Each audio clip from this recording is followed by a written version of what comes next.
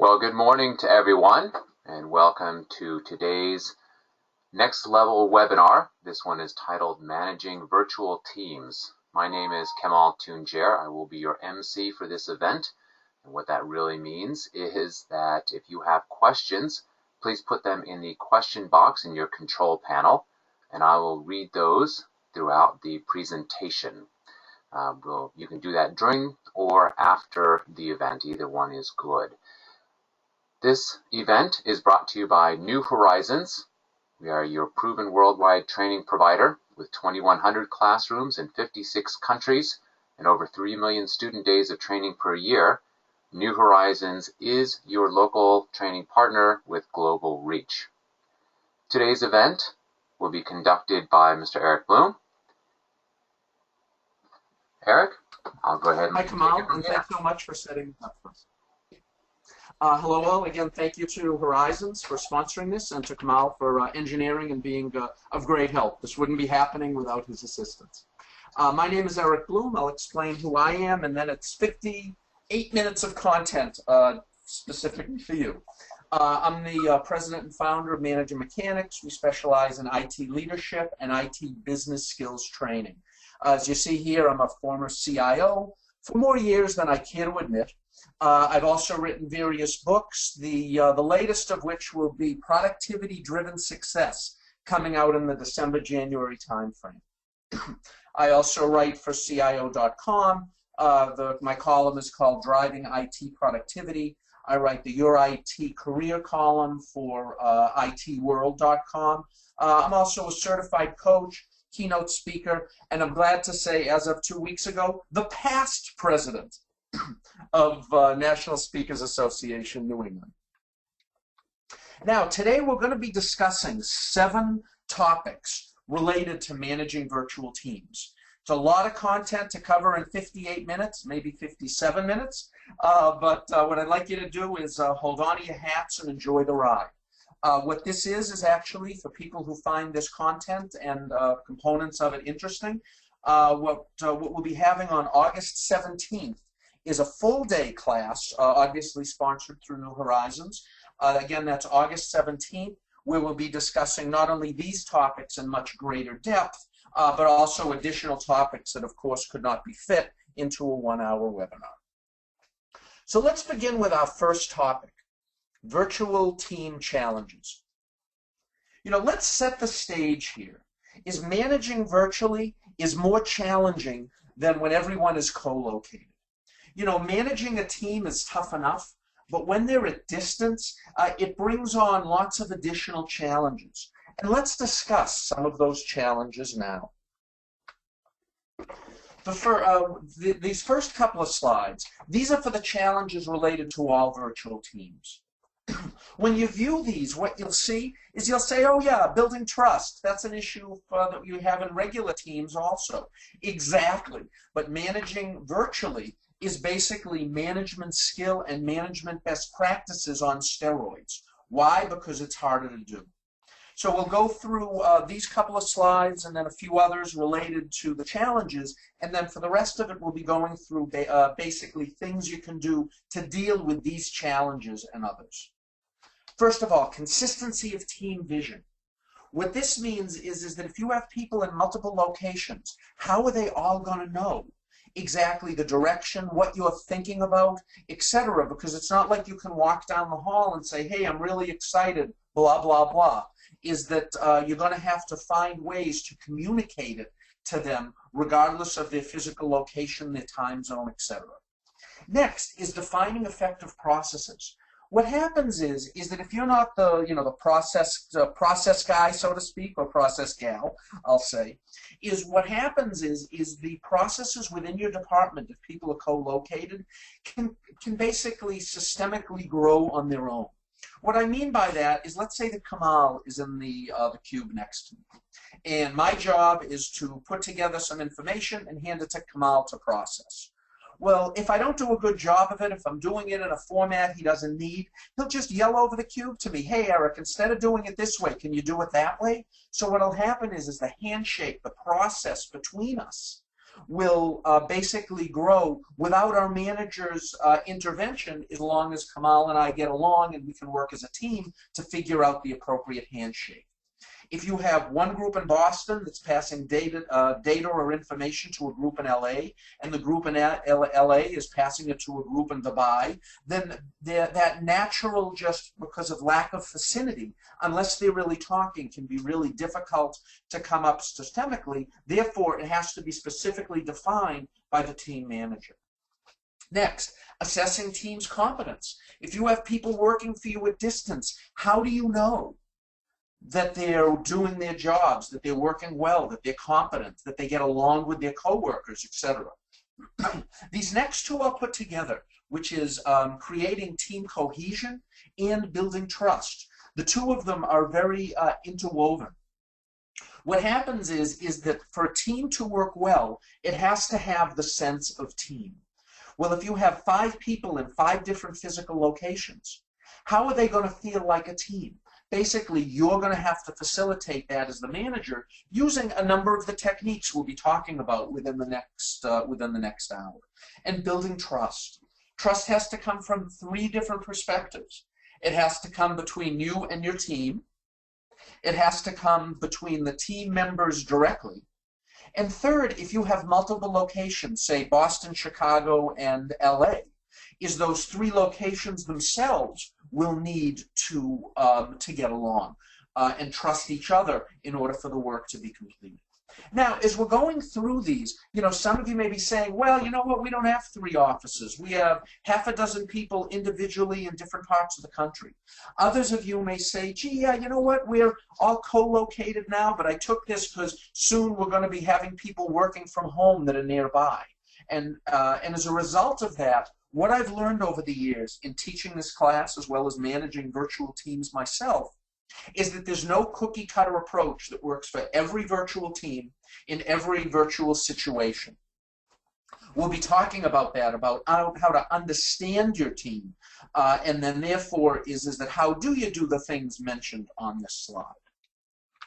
Other basic challenges include the minimization of work fragmentation. What work fragmentation is, it's basically that the work that I do in Boston, and let's say, let's say that Amy does in San Jose, is that if the 2 of us are working on 3 software development modules, 3 modules to develop, I'm doing one, Amy's doing the other, and we both think that the 3rd one is being done by the other person. That's work fragmentation. Another example of that is if there's a lack of standards. Is that if I'm developing a function that Amy will be using, is what I do is that I develop it for those software developers in the group. I try to pass the variables by value. Amy expects she'll be receiving them by address. So for those not in the software development frame, basically is these 2 things will not work together. Both are right. There's not a right or wrong in most cases. However, they're different. So it's so that there's a communication that has to happen between Amy and I. There are standards that must be put in place by the manager, etc. Minimizing team member isolation. Well, you know what? The whole team is in Chicago except for me. I'm in a suburb of Boston. And when I call up, there's always inside jokes going on. They sort of forget to call me into meetings. I can feel very isolated, and as a result of that, my performance will go down, my morale will go down, and then most likely I'll eventually be looking for a new job. As they say, an employee who feels isolated or unhappy votes with his or her feet. Next is, how do you assess each individual member's contribution to the team as well as their performance? And lastly, how do you celebrate group success? These are the challenges that again, they exist with a co-located team, but they're much more complicated and must be paid much closer attention to when you're working virtually. Now, if that wasn't enough, there are also issues magnified by time zone. If you're in Boston, Washington, D.C., and Miami, they're all Eastern time. That's great. This wouldn't affect you. But most of the times you find, or I have found, that there's one or multiple people in multiple locations. First is finding meeting times. When is everyone in the office? For example, if it's Boston and LA, there's a 3-hour difference. So if I decide, gee, you know what, I want to have my Scrum meetings from 8 o'clock to 8:15 Eastern time.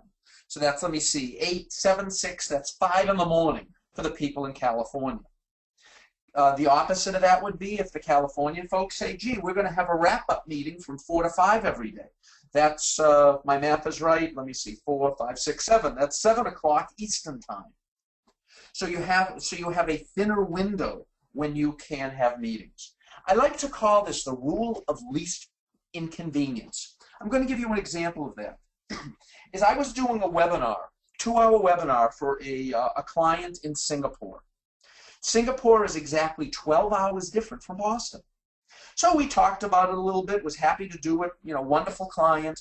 But I said, I'll tell you what, how about you do it from 9 to 11 in the morning, your time. So they will do it, you know, at a.m. in the morning, 9 to 11, which for me is 9 to 11 at night.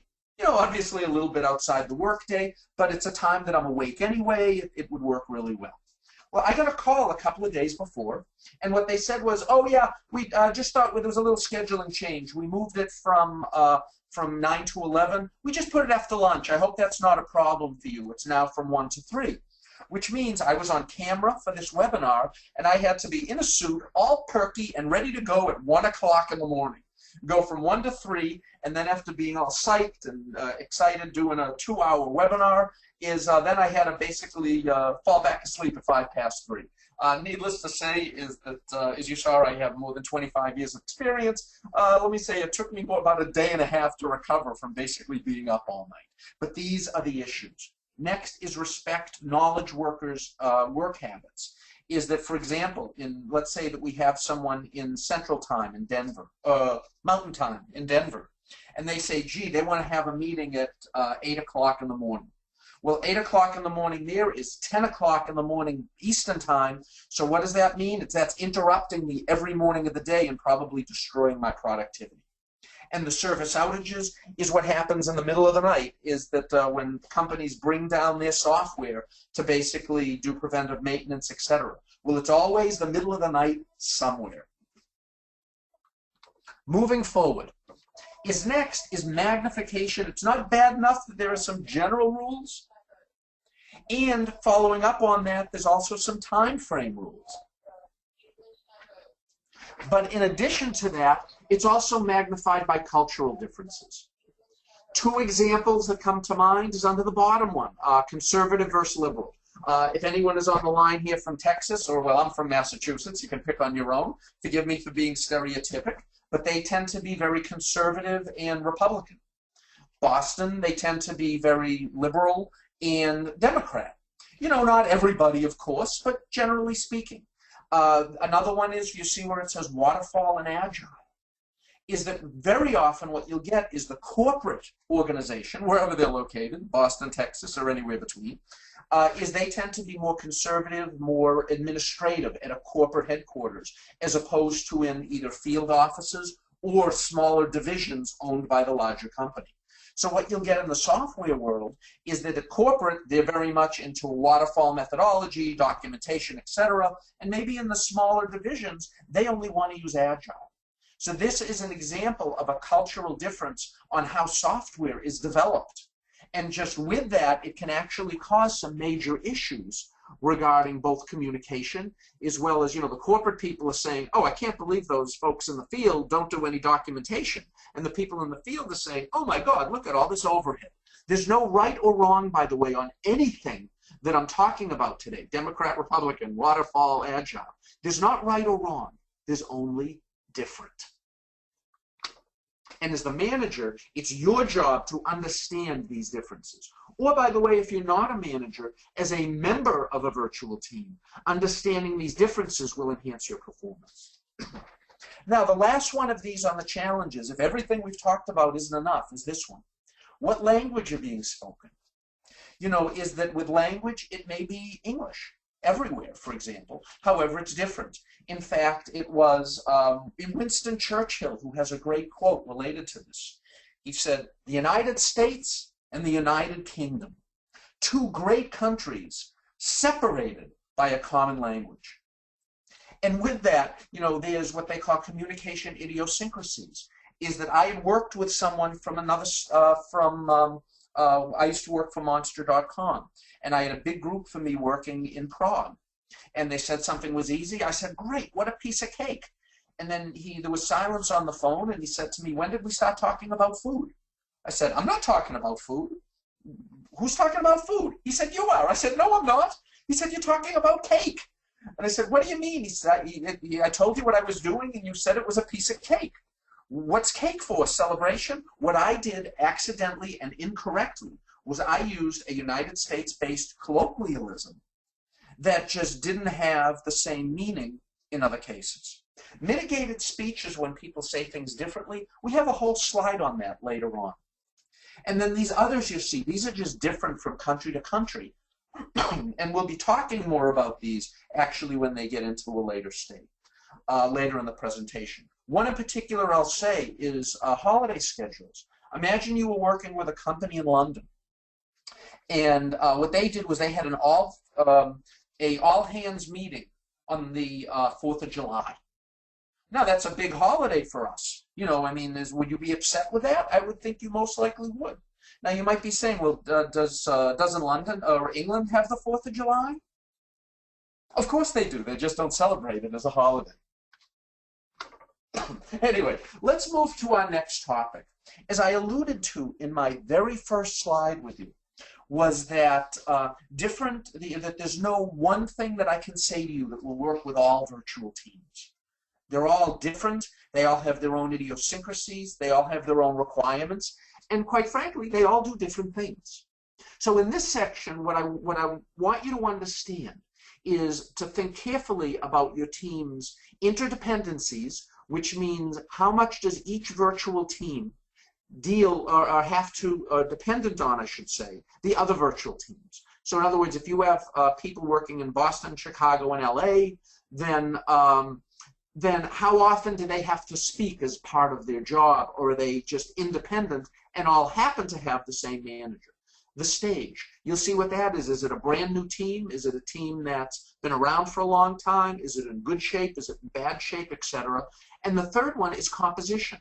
And what this is you have individuals all around. You have people in what's called clusters. So 5 people in Miami, 5 people in Boston, 5 people in San Jose, etc. All of these will make big differences on how you manage your teams, what will be successful, and what won't. So let's first talk about this. What this is the interdependency of different virtual teams. Now, what you'll see is across the bottom is the task difficulty. In other words, how difficult is the task that they're performing? How difficult is it to perform? Now, right away, I'm going to say here, I apologize to anyone that's on the help desk, is that there's a lot of technical work and expertise that's required to perform that job. Why I'm using it here is it sort of fits with the low interactivity, and but here just say that many of the tasks themselves are repetitive in nature. Adding memory to machines, moving PCs, putting in printer cartridges, etc. But understand, I've been in a role like that and truly understand the complexity of those working within it. Going vertically is what is the cross-location interaction, which I previously mentioned. So if you look at it, is that just at a high level, what you'll see is that the data center people, they basically, if you have 4 data centers, they pretty much work independently. However, their tasks are very, very complex to manage those. Upper left, customer service, the tasks are really pretty well defined. It's not of high difficulty. However, if they're transferring people to different client service sections, there's high cross-location interaction in passing the customer from place to place. So what does this mean? This means that these are 4 different ways. By the way, again, I'm going through this very quickly. Understand that the class on, I think it's August 17th, will be going through this in much, much deeper detail. So if it's low interaction and low complexity, then what do? Is the groups work autonomously, but you need central standards, instruction, and vision coming from the central location to assure that everyone is doing things the same way.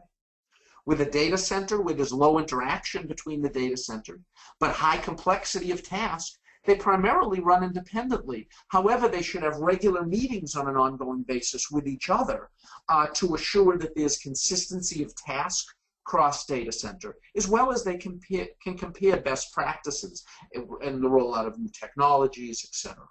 Well, how about customer service? There, what they need is that they need high quality technology to assure that there's efficient communication passing people from person to person. I'm sure that if you call Verizon or whoever of your vendors you've dealt with, and they say, "Oh, one moment, let me connect you to Joe in accounting." Well, Joe in accounting may be 3,000 miles away. And then lastly, for things that are of high interaction and high complexity, things like scientific research. What that does is there needs to be a strong local authority and local autonomy. The reason is that will help drive their creativity of whatever they're specifically working on. However, there has to be formalized and ongoing collaboration between the different physical locations to assure they're all moving together in the same direction. Next is look at the 5 items shown here. What is the nature of your team? By new startup is, all right, we're bringing a team together and I'm going to hire Joe in Boston, Sally in Cincinnati, and Jimmy Buffett down in Key West, Florida. I'm just kidding. I don't think Jimmy Buffett would want to work on one of my projects, but hey, what the heck. But anyway, so is it a new project? Is it migrating from co-located to virtual because maybe you're gaining staff from other locations? Maybe, as lots of companies are starting to do to shrink their physical footprint, they're saying, all right, everyone who's doing programming, testing, business analysis, or project management, you're working from home beginning tomorrow, and there'll be a few cubes you can come and rest in if you want to come into the office that day. Or do you have an ongoing virtual team that's running really well, has some issues here or there, or is failing? These 5 scenarios are very, very different for you in managing one of these teams in the specific tasks that are required. For example, if your team is running really, really well, why mess with success? Just keep it going, sort of enhance it as needed.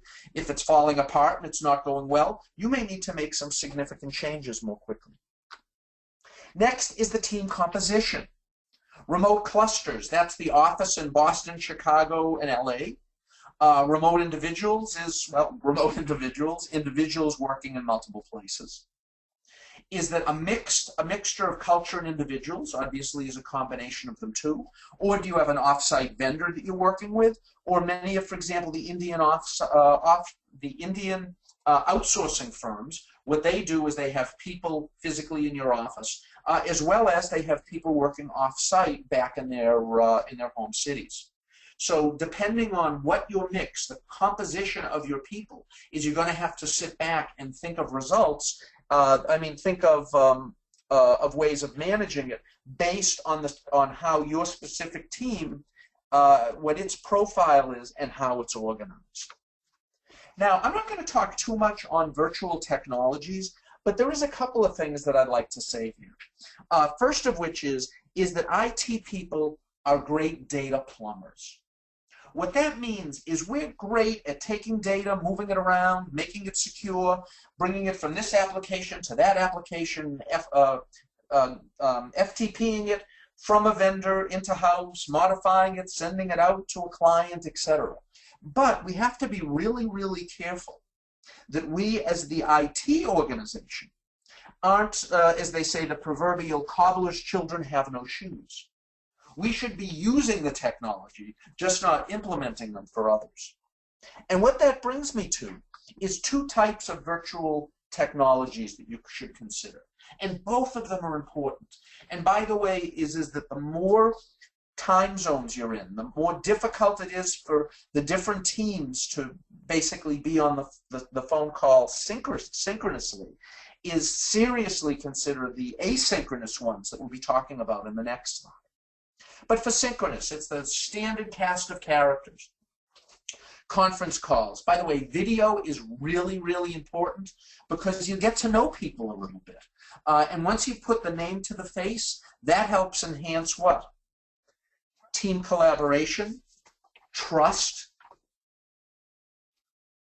cohesiveness of your team, all of those things that we mentioned as challenges. If you can get people looking at each other, if not physically, then virtually through video, that will greatly enhance your ability to build a cohesive team.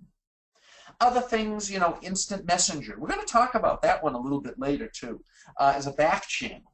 Online chat, you know, the standard cast of characters that you see here. One that's a lot of fun, actually, is Virtual World. We had done a lot of work on that, our company, in regard to Second Life. We've since moved away from it, but the immersive technologies, and there are some, you can touch base with me at another time, and I can give you some of the more of the detail on that. That's actually a webinar on itself. But there are technologies that you can bring in-house to basically everyone has their own avatar. It's like having a staff meeting inside of a Mario Brothers game, except instead of the princess, what you're trying to do is you're trying to find corporate goals. Next are asynchronous. You know, emails, wikis, tweeting, etc. But basically where people can do it at different time frames. You know, I could write an email now, I mean, as we all know, and someone in Taipei could read it 12 hours from now. So what type of collaboration tools are you using asynchronously?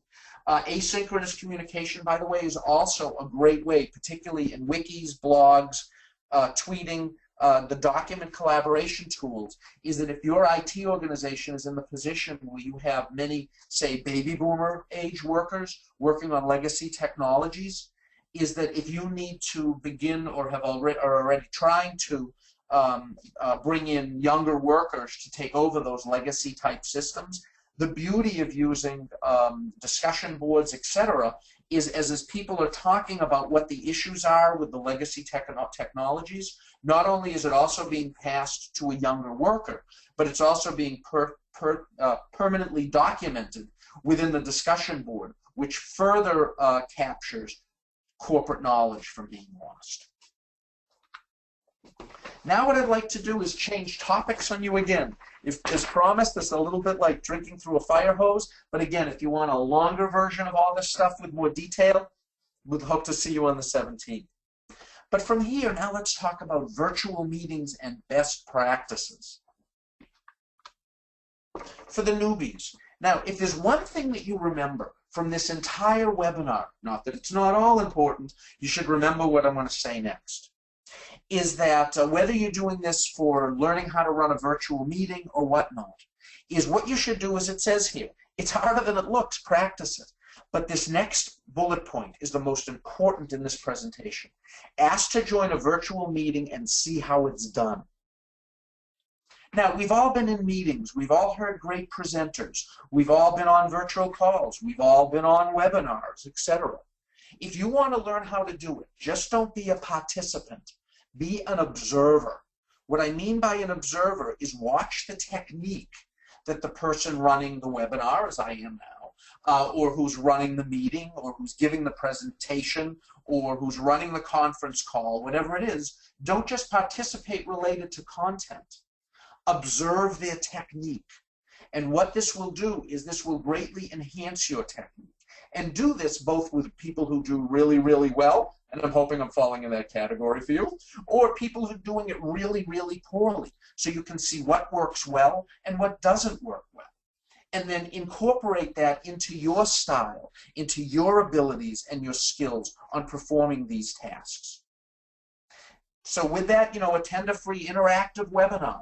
Just again, follow technique, or something non-related if you have a personal interest. You'd love to learn more about playing the guitar or whatever it may be, is go to the webinar, enjoy its content, gain some knowledge, but watch the presenter, and it will improve your craft materially. Now, when you're running a virtual meeting, there are lots of things going against you. For example, there might be one of you, I doubt it, because this is such an enthralling webinar, but there's probably one of you folks right now, you know, you don't have to say it, but you probably will be smiling, who might be multitasking. You know, maybe you're sending a quick email, maybe you're eating lunch, maybe you're taking notes, maybe you're playing a video game on your phone and just trying to take the information in orally that's coming your way. But a huge issue is if everyone's sitting in a room, You can tell if they're multitasking or not. I can't. And either can you when you're running a virtual meeting. Other issues. People in conference, if there's 5 of you in a conference room and there's one person at distance, you forget that they're on the phone. If it's on a cell phone, they run out of service, or they run out of battery, they lose service if someone's in the car.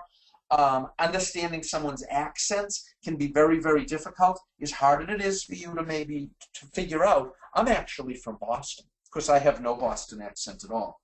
Yeah, I know I do, but what can you do? But everybody does. No one doesn't have an accent. And particularly in a conference call, it can be really difficult to discern.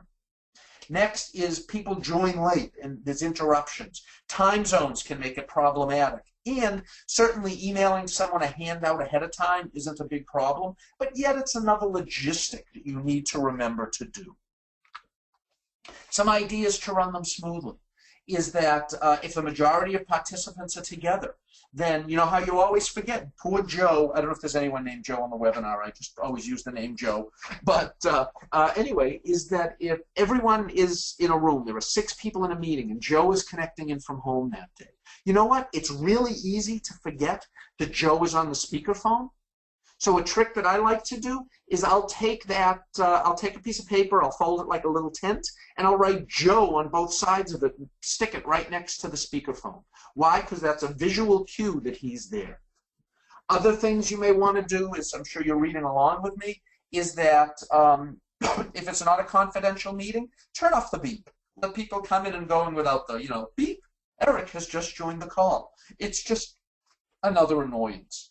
And then lastly is, let's say that Kamal and I, or let's say we're on a sales type call. And what we're doing is we're talking to Joe. And what happens is Kamal and I, because we're physically at different locations, I can't look over at him and nod, or he can't give me a little thumbs up, or you better go a little faster. But what he can do is we can be connecting we can be texting, we can be emailing back and forth as a back channel. So we can communicate outside of doing it through the phone. So think of these innovative tricks that work for you. Some other tips. Have everybody speak. How do you have them all speak? Call on them. You also tell them the do's and don'ts. Is that tell them don't put people on hold. Why? Because when people are on hold, for you it's quiet. For the people on the phone, they're hearing music, which can actually not only disrupt, but depending on how loud it is, destroy the conference call. So use mute when not speaking. Now another one is and the last one here is important, is prolonged silence doesn't mean a yes. Does everybody agree with that? All right, good. Since no one disagreed, everybody must think that that's correct. I'm just kidding. You don't want to do that for real, because what happens is this is an opportunity for you to get everyone to participate. To say, all right, does everyone agree? I want a yes or a no. Bill, Mike, Joe, Peter, Paul, Mary, Mo, Larry, Curly, etc. Because what you want them to do is you want them to specifically acknowledge. Because they may have been silenced because, well, maybe they were emailing and missed the question. From here, now let's move to cultural intelligence. And this is an enormously important section for a number of reasons. Not only, this as well as some of the others, but this section in particular also is what I like to call a soft skill. At the end of the day, people are people.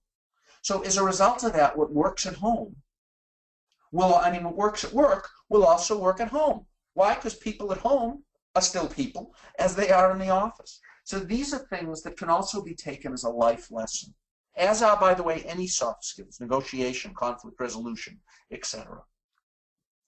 But now let's look at the power of diversity, which you can gain much greater diversity more quickly in a virtual environment. Why? Because people, by definition, are all over the place.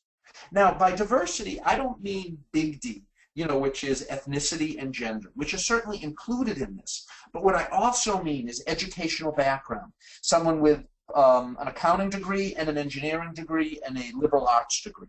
Skill set, a business analyst, a software developer, a tester, whatever it may be. Certainly multicultural, could be different locations in the US, it could be people from throughout the world. Gender perspectives, of course, local market knowledge. There are things going on in Chicago that I don't know about because, well, I'm not in Chicago.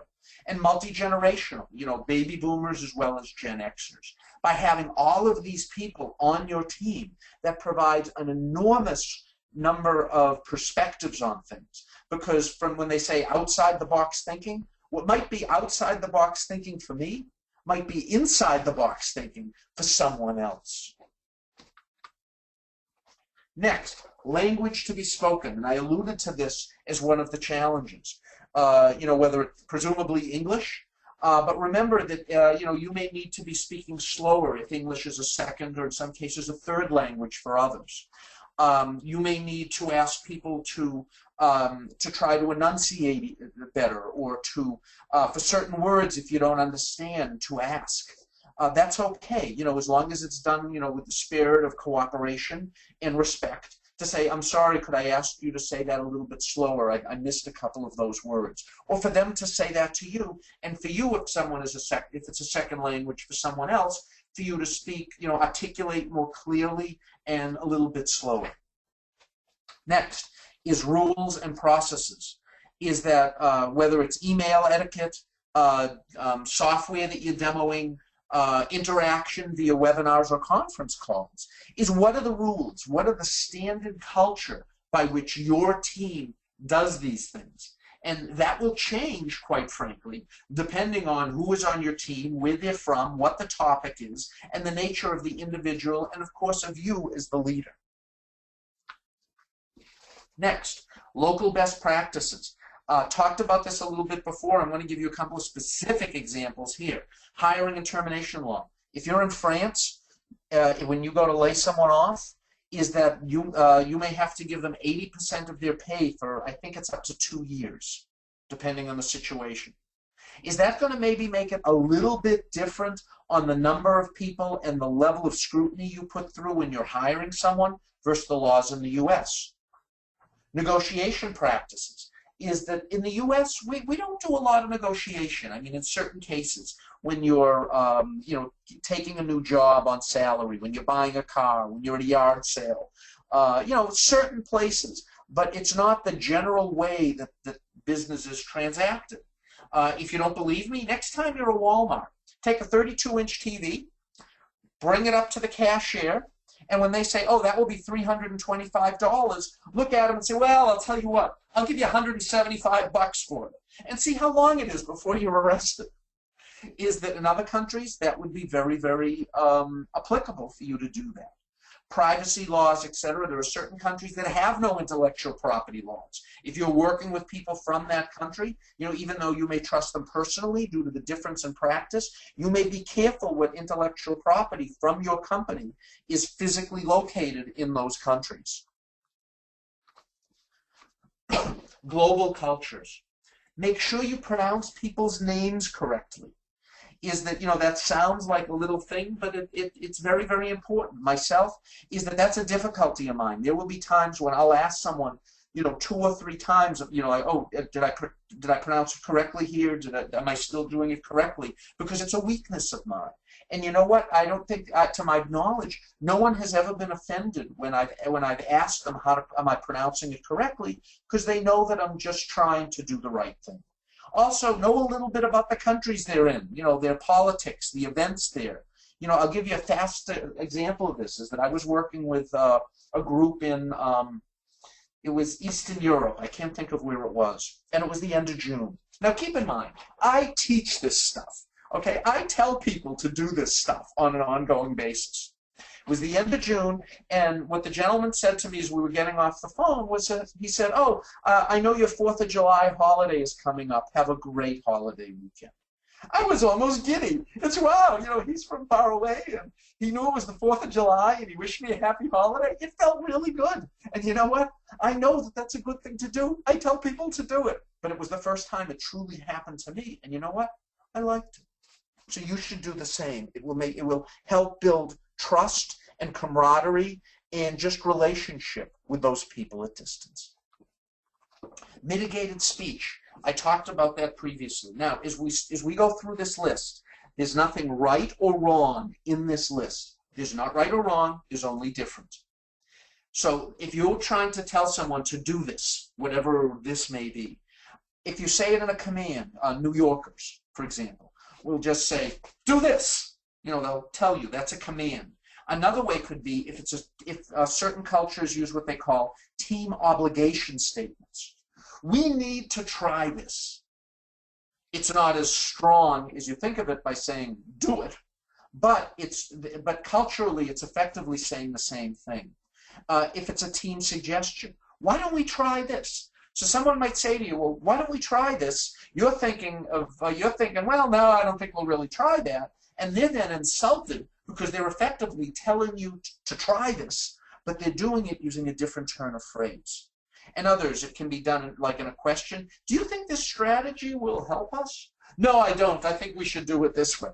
You know, is that you're writing it off offhandedly when, you know, again, it's meant deeply. If you think of it, if you've worked with people from different cultures around the world, you're hearing statements like these. And you may think of them from one perspective, but they may be thinking of it from another. Like the hint, I wonder if this if we should try this. That can mean exactly the same thing as go do it. You just need, as the manager of the team, to understand the different cultures within your group and how each of them works. Now, it could be it could also be 3 people co-located physically in your office, you and 2 cubes outside your office. But if they're from a different culture, you should understand their turn of phrase and their mitigated speech depending on their nationality, etc. And again, as I'm saying this, please understand, there's no right or wrong. There's only different. Now, what this brings us to is I'm going to bring it to the end game, 2 slides down, and then bring you back. Ultimately, we're going to be looking at these different graphs and what they are. Now, I've picked 4 here. Now, what you'll see in the lower left, this is, if you're working with people around the world, take down this website in the bottom left. I'm not associated with this company. I'm just a fan. They have great stuff.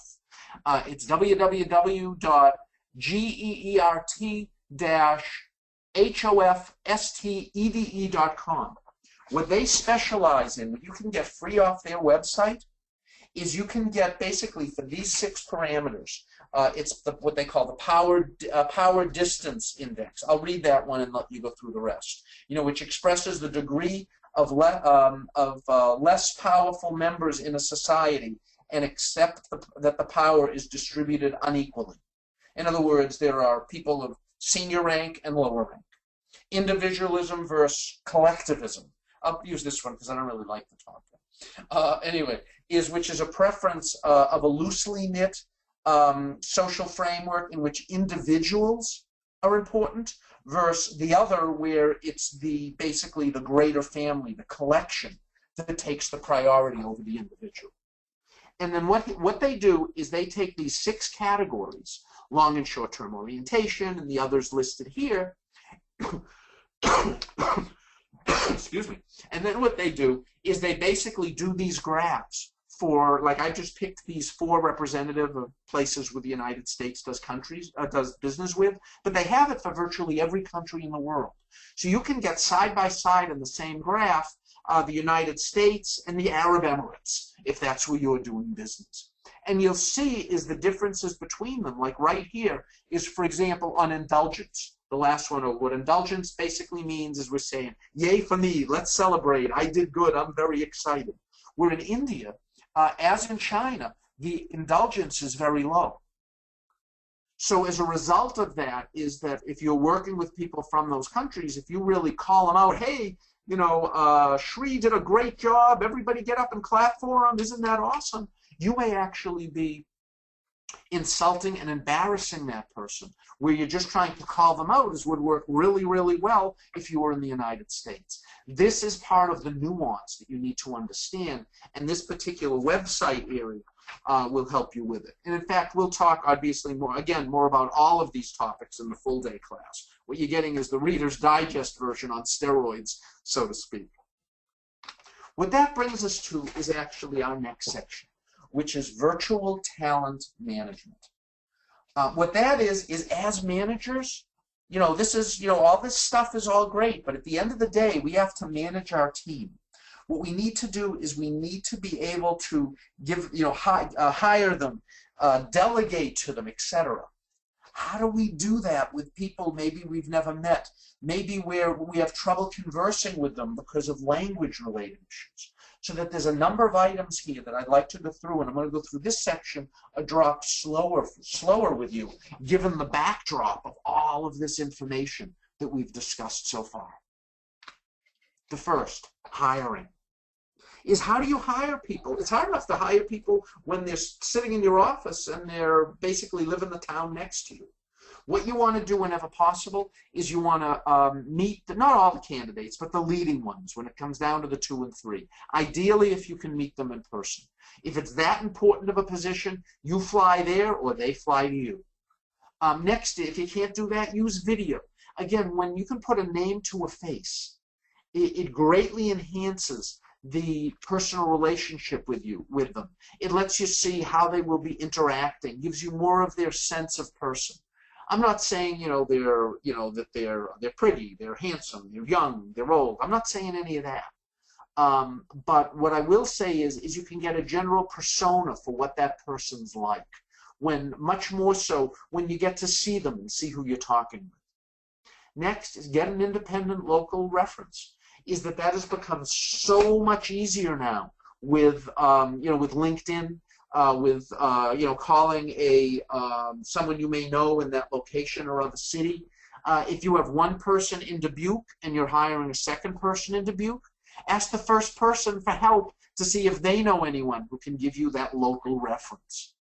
Next, and by the way, this is important for you to know, and for those of you who have children in high school or high school, college, or Gen Yers in the business business world, is companies are now continually and ongoing doing social media background searches, which you should certainly do for all employees anyway, but particularly if you have no idea of really who they are, they're in a city far away, you want to get a sense of them as a person.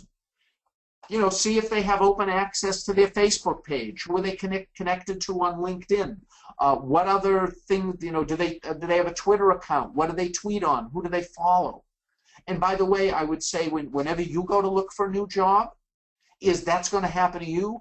College recruiters, hiring people not only into college, what colleges to go to, but also for first jobs out of college as well as throughout. You can bet that social media references are being done on each people. HR departments do them directly as well as firms that will help you do that. Next is find candidates via virtual team members. If you have people in 10 countries that are working for you or 10 cities around the U.S., think of what that's done to your applicant pool. Have them find friends or people in these locations that can provide you value. And lastly, just make sure, like I mentioned with France, is understand local labor laws. Delegation and job assignment is that you have to maximize process to ensure consistency. That process will also allow you to be able to properly measure it. And then with the process in place, you can give the people more background on what the task is. What it will also do is it will provide the specific outcome. You should also give them the specific outcomes and quality requirements.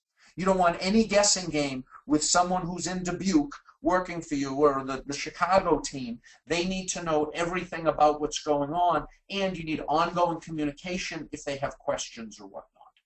A simple question asked to you could put that they can't reach you, could basically send the project or the task in a direction you weren't expecting. So continued communication associated with them knowing the requirements and the purpose behind it, having measurable results, and having a process that they're told to follow, these together make delegation and job assignment much, much easier and much, much more effective. Now, what does that mean? It means you have to do a little bit more work up front as the manager. You can't just say, yeah, go do this and figure it out. You have to do more work up front. But once that work is done, it virtually guarantees a better result coming out the back. Next, measurement. If you're not familiar with either SMART goals, S-M-A-R-T, it's an acronym, or critical success factors. I have two homework assignments for you. One is to look up SMART goals, and the other one is to look up CSFs on Wikipedia or just do a Google search on it. What it is these are very, very important skills for you. Basically, important skills for you to know and to incorporate into how you're managing your teams as well as your virtual teams. But basically what it comes down to is measurement. Is that if you can't measure it, then you can't then test their performance on it, tell them if they're doing a good job. In some cases, even measure their progression. Are they half done? Are they three-quarters done? Are they almost done? Is that measurement is important in all cases, but it's triply important because you're going to have to be doing performance measurement on these people based, in fact, that brings us to our next slide, based on their ability to deliver on the measurements and critical success factors that you told them was important. Next is performance reviews. These are doubly hard because you may have never even met the person, face to face. Hopefully you've done video. And what I would like to say to you, and again, this is the case whether it's, a local, someone working with you or someone at distance. If when you give them their performance review, if they're surprised with what's in it, and that could be surprised like, wow, I thought he hated me, I'm doing really well, or vice versa. If they're surprised during their performance review with what's on it, then you as the manager have not done a good job communicating with them on an ongoing basis through the year. But if possible, what you want to do virtually is you want to have local supervision. In other words, is there someone at the local site that you can use as sort of the eyes, the local eyes, the hands on the ground, so to speak? Is you could talk to potentially the clients who they deliver their work to, might be customers. Peers, if it's appropriate to do so, and there are peers either locally with them or if they're working part of a bigger team. I've seen virtual teams where they say at the end of the project, everyone is going to be rating everybody else. Now you try to then pull the politics out of it, but what it does is stop someone from basically letting everybody else do the work because they know they're going to get dinged on it at the end. The task quality, how good of a job did they do it? This is the measurement piece. And lastly, did they reach their deadlines or not? Now, when you give the performance review, you really need to find a way to do this, via conference call, Skype, not conference call, video call, Skype, something along those lines. Make sure that it's company approved and company secure.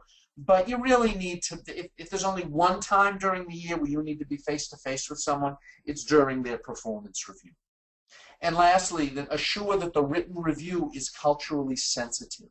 What I mean by that is there are certain turns of phrase that may be fine with you, but may be very, very offensive to other people.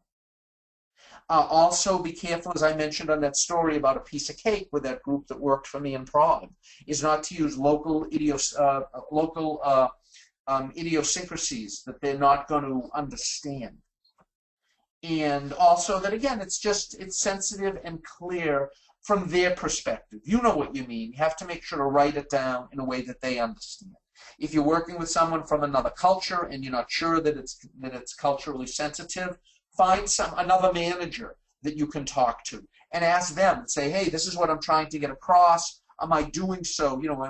Does this make sense from a local colloquialism type perspective, that I'm not saying anything offensive and so on. Now, if you just say, hey, I think you're doing great, it's a lot less likely that you're going to offend someone than if you're trying to give them true constructive feedback, which is harder to write. Next, you can't forget mentoring and career counseling, or career planning when people are at distance. A lot of people, if they have an employee working for them at distance, what they'll do is they'll sort of treat them like a contractor. That, yeah, they're there, but, they're planning what classes they should take. It becomes much, much more haphazard. What I'd like you to say here is take it seriously. If they're solid line reporting to you wherever they work physically in the world, they still report to you, and you should mentor them just like they're in the cube right next to you or they're, down the hall. Now, how does that happen? Is you as the manager, like I said, is that virtual teams is like local team on steroids. You have to reach out to them. You need to set up one-on-one meetings with them. You have to talk to them and find out what classes they're interested in. You have to tie the training that you want to do, want them to have and what they want to have with their local environment. You know, what local college could they potentially go to where tuition reimbursement is available? What local training firms are there? Are you working with a national training firm like New Horizons, for example, who will also have the same materials in Boston that can be taught in LA so that everyone can get the same classes, etc. But don't forget the mentoring part. It is enormously important. It is what will keep your team working for you and loyal to you and growing, because if you don't help them grow, they'll vote with their feet and they'll eventually leave. From here, what I'd like to say to you is I'd like to thank you for being on, spending an hour of your life with, with myself, with New Horizons, with Kamal, etc. I'd like to say we do one of these free marketing webinars a month. Our next one is on August 4th, Thinking Like a CIO, and then on September 8th regarding governance on both cloud data quality as well as big data. And also, I'd be remiss if I didn't tell you about three classes we have coming up. On August 7th, coming up not too far from now, is we have a class called The Steve Jobs Way, Innovation and Leadership You Can Use. When you take away his vibrato, he had brilliant ideas and such regarding leadership and innovation and packaging and things along that line. For that one, by the way, as well as the certification class on August 11th, 12th, and 13th, they're almost full. So if you're interested in taking those, I would suggest you sign up sooner. Also on August 17th, I don't know the current enrollment for that one as of yet, but what I would say to you is if this hour was interesting to you, what I would say is, get the full day, get the real deal. We blew through stuff, as I wanted to give you a lot of it, wanted to give you your time's worth within this hour. But as you can expect, there's a lot more detail and topic related to what you've just heard in the past hour. From here, what I'd like to do, the certification exam, that is a class that is a 3-day class that's drinking through a fire hose. We handle 10 management topics, those listed here, in a 3-day period. Proud to say we've been doing this certification boot camp with New Horizons for 4 or 5 years now. It's hard to believe. And people who've taken the 3-day NLP have then come back 2 or 3 months later and taken the more advanced version of it, the Management and Leadership Executive. So from here, I'd like to turn it back to Kamal and see if there's any other questions. And thank you for being with us today. Eric, thank you very much. Very interesting topic and a great presentation. We're coming in, well, with about 60 seconds left of the time that we have allotted. I'm going to open this up for questions, but I will answer one email that I received earlier from one of the attendees. Yes, you can have access to the deck that you've seen today, and we're going to be sending you out a link later. Eric, maybe you want to talk a little bit more about what they get in that link. Yes, in that link, what we'll do is we'll give you access to basically this slide deck within our sort of like a slide share. So that will be available to you directly off the Manager Mechanics website. Absolutely. In the meanwhile, one person did write in all caps, so I think they were very enthusiastic. I appreciate that. Thank you. Really great. I thought so too. Thank you. Another one said, fabulous workshop. And we don't mind. If you don't have a question, you just want to give us accolades, that works just as well. And if you like this one, we'd love to have you back on August 4th or September 8th, as well as for the classes that we're offering directly. Another thank you. So thank you back to that person for attending. Well, we are at the end of our allotment. We certainly appreciate everyone taking the hour out of their day. Eric, again, fantastic presentation. I really enjoyed that one. I think everyone else did as well. And we'll see everyone very soon. Thank you, Kamal, and thank you to all on the line.